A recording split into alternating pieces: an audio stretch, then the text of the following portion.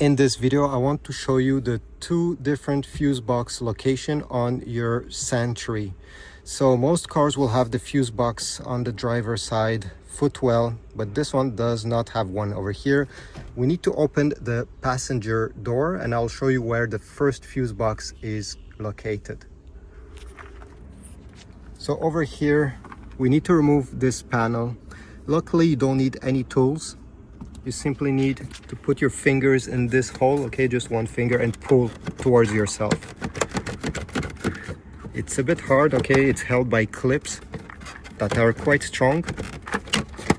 But at the end, okay, you see, these metal clips will unclip and the first fuse box will be located right over here. You also have some relays. And the good part is that if you take a look at the lid, gonna have a fuse box diagram telling you which fuse is which, so it's very useful. You don't have to look your owner manuals.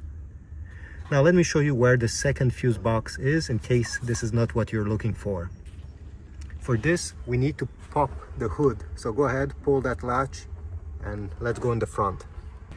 So if we take a look over here, the second fuse box is on the left side, right over here.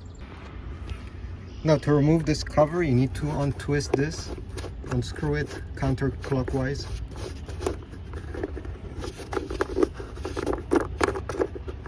And then the lid will pop out.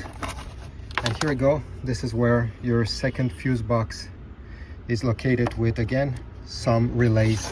If we take a look over here, you can pause the video and search for which fuse you're trying to replace. You don't have again to look in your owner's manual. So thanks for watching. I hope this was useful. If so, please leave a like, comment down below, subscribe. I'll see you in the next one.